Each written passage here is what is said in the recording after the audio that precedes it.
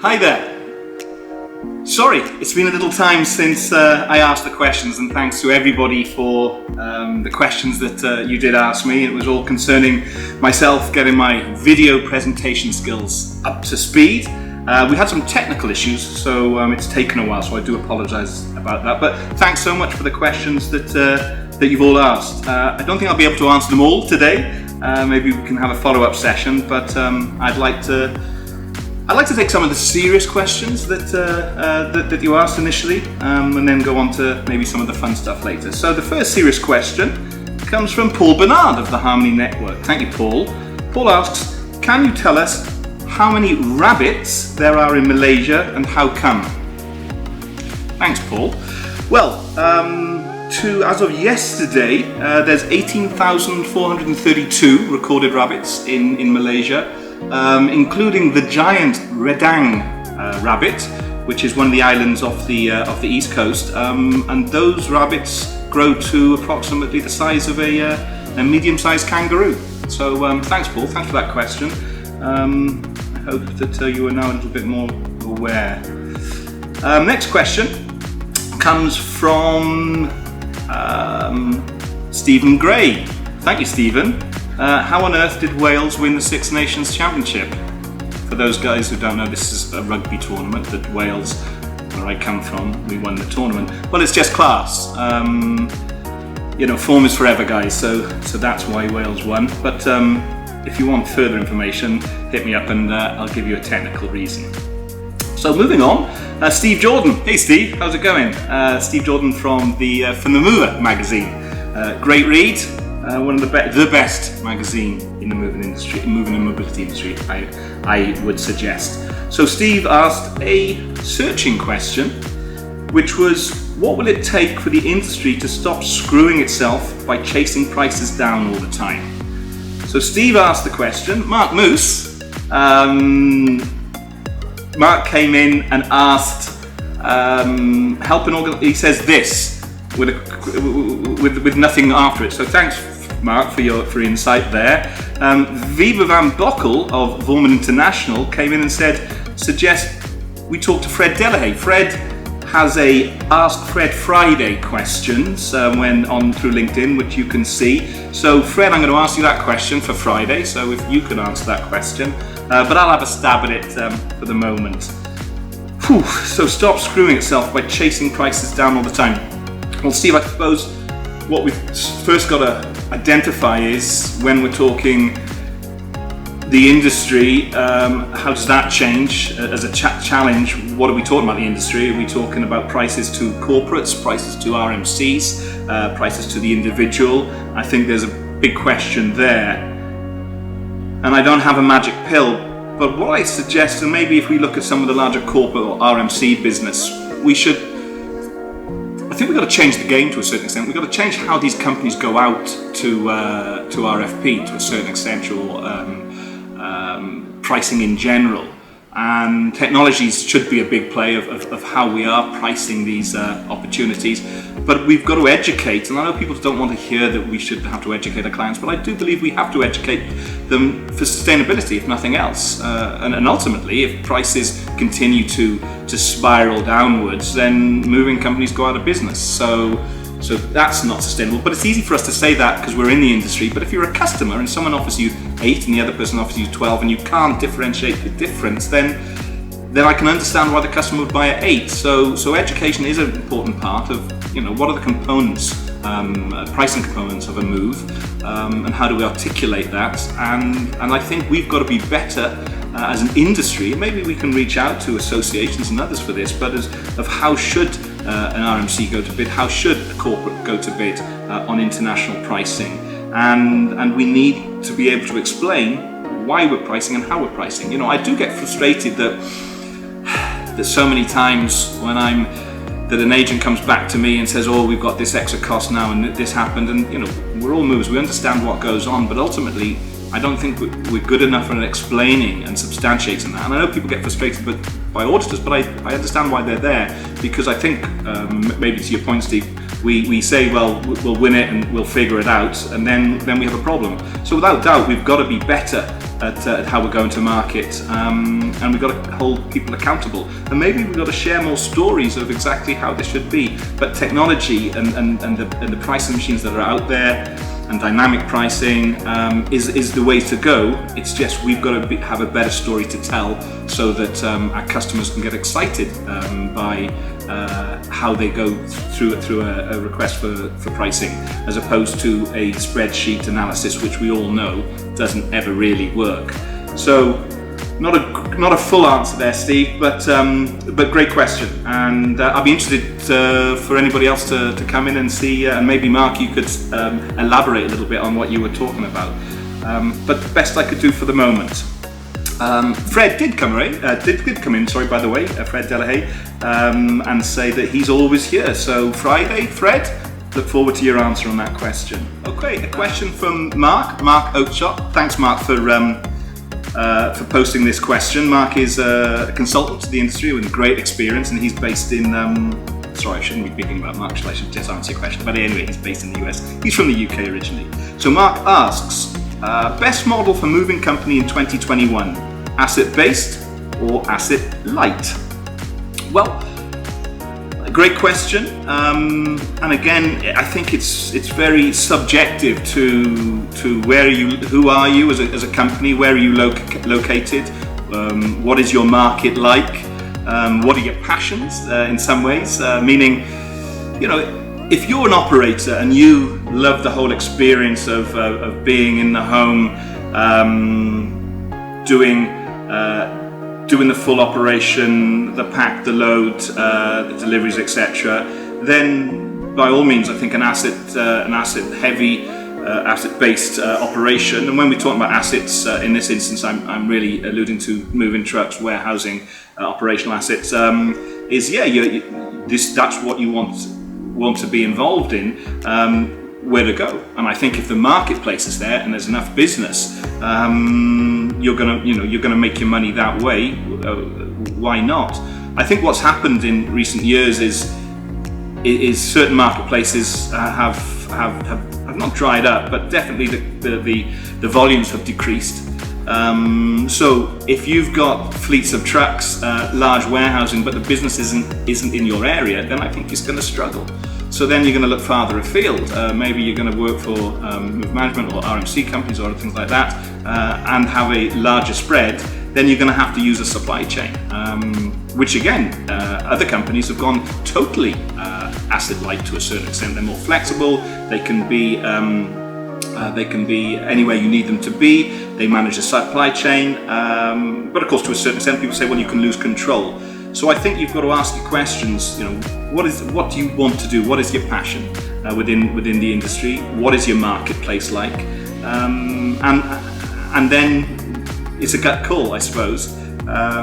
You obviously, a lot of people are using the hybrid system, right? Of a certain amount of teams, trucks, etc., and then the rest through a supply chain. So I think it's a great question and subjective to where you are, Mark, and also really what floats your boat, if you like, what you enjoy doing. Without doubt, I myself look much more these days at asset light because of certain contracts I'm involved in, certain operations I do spread across the whole of the world. So by definition, I don't think there's. I think we all know that moving companies, one brand around the world doesn't work in this industry. So it is an agent-to-agent industry, and also it's a supply chain-based industry. If you choose that market, again, if you're in a very dynamic market with a lot of business, where to go? So great question. Hope I offered a little bit of insight. Luke de Groot. Luke from Vormen asked an interesting question. Thank you, Luke. Why do you do what you do, and what inspires you? Right.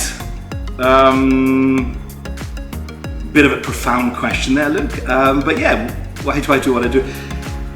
You could say it pays the mortgage, right? But ultimately, I love what I do. It's afforded me, this industry has afforded me a great career working around the world.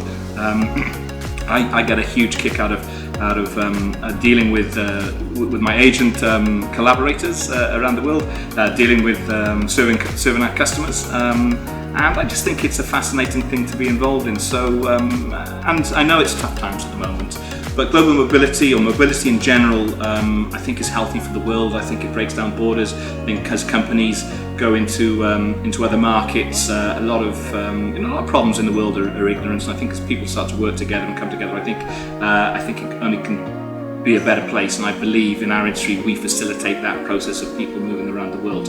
I know it's difficult times at the moment, but I still believe that this industry will continue, and we will need to help people relocate, etc. And what inspires me, my mum inspires me. Unfortunately, she passed away some years ago, but she still inspires me with her get up and go and a thirst for life. She said as a young guy, "Geez, Steve, don't get married and get a mortgage. Travel, see the world." You know, she was always passionate about people and places. So she inspired me. My old mate, who sadly just passed away, our good friend JP from the moving company down in New Zealand, and a dear friend, he inspired me with his his thirst for life, his never give up. I mean, he struggled in recent years with his disease, but what a great guy. Sadly missed, but he was a true inspiration to me. That's a great question, Luke. A little bit profound from me, but I will move on. Douglas Barnett. Doug, my friend, how are you? Doug asks a question. It is, if you were going out with some friends and you pooled the money together, how would you carry that? Well, Doug, I think I know what you're referring to. There was a bunch of mates, we're going out and we're sharing the money. We would take an old rugby sock and we'd put our money into the sock, and we would carry that sock around with us, and whatever place we went into, the money to pay the bar bill would come out of the sock. I think you're reminding me of our time down in the Philippines, Doug, when we were there with that customer. What a great experience that was. But yes, Doug, thank you for the question. I hope you're good, my friend. And it would be a rugby sock, an old rugby sock. Ronan Woodhouse from EMS, thanks Ronan. Would love to hear a response to Steve Jordan's excellent point. Well, Ronan, you heard the best that I can do. I'm a man of your magnitude. I'm sure I'd be interested to understand or your input on that question. What else have we got? Scott Cook. Hey Scott, how's it going? Scott, he's the guy that helps us with our recruitment. He's got a great company, he's always helped me out wherever I've been. He asks, what's been the most challenging location for you to recruit talent for over the years in the industry, and why? Great question, Scott. With all honesty, mate, I just come to you and you've always found me good people. But I suppose it's in the developing markets. You know, if you're looking for experience, etc. I think of markets like, for me, Mongolia. There's always been a little bit of a challenge. Myanmar, some of these smaller developing countries here in Asia, Africa, challenging. So it's just where the industry is a bit new. International companies going into that area. Papua New Guinea always been a bit of a challenge. But I must admit, mate, you've always come up trumps with the questions and the folk that I've been looking for you. So thanks for what you do. Appreciate it. It'd be interesting to see if anybody else has any answers on that as well. Alan Pringle, how did the English manage to play so badly? That goes back to the rugby. Well, Alan, I'm presuming you're English, so I think you can work that one out. It's only a joke, guys. It's only a joke. Good question. Thank you, Alan. Okay, so I think I've answered most that. Sorry, there's one from David Hollins. Hey, David. How's things? You're a brave man, Steve. Really? Okay. What trends and opportunities do you see in the international relocation industry?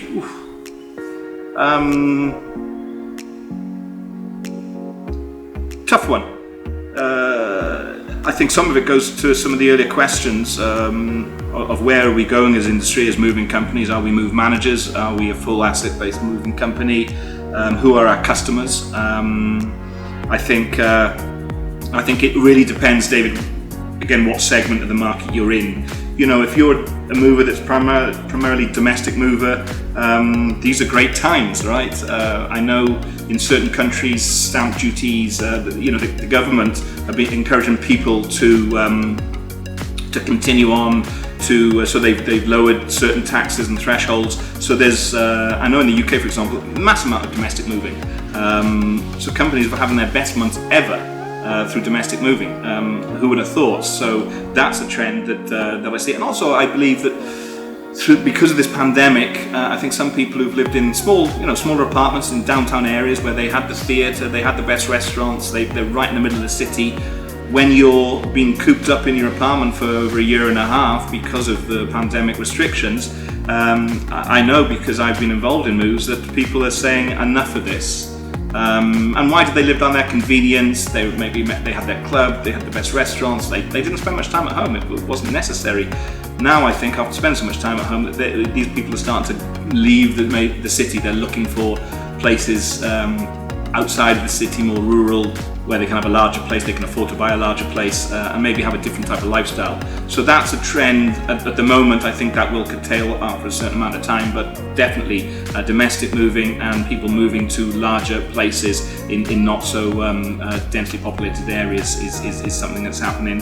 I think pricing is a trend. I think again, technology has helped us get a little bit closer. It's still a bit frustrating for me, I must admit, with technology, where people aren't embracing it. They're moaning about the prices going down, they're moaning about this, but they're not reducing their overheads through the use of technology. And so I think you'll see in the next 5 years a massive technology play. And I know we talk about technology a lot. Sadly, we don't implement as much as we talk about, but I think technology will play a bigger part. And you know what, guys? If we don't get this right, more people are going to come into our marketplace. And I'm talking about the big delivery companies here. I'm talking about companies that have nothing to do with our industry at the moment. They have embraced technology, and they will fit it to this market. Now we all know that there's nuances in this market, but they'll learn as well. So we've got to be ahead of the curve. So I see that, David, that people are. If we stick doing what we've done for the last 100 years and we keep on doing the same, the race is lost. We've got to be bigger, better, faster, quicker, better solutions. And technology, somebody under 30, they don't want a quotation in an email. They want everything on their phone. They want it now. We've got to be there. They don't want to even talk to us to a certain extent. And why should they have to? Everything has to be messaged, quick, efficient. Of course, it's got to go along with protocol and data privacy and everything else. But yeah, we've got to get there quicker than the other guys. So that's some of the trends that I'm seeing. And yeah, we've got to be ahead of the curve. We can't wait to follow. Right. Well, there's a few more questions, but I'm going to stop it now. Too much of Steve Lewis is never a good thing. Thanks so much for all your questions. I think I hope my answers were insightful. It's great talking about the industry. Any follow-up, please feel free to reach out to me. I think my videoing skills, well, it's not that good, is it, at the moment, but I think my videoing skills are getting a little bit better. So thanks for helping me with that, and I look forward to talking to you all in the near future. Live, love, learn well. See you soon.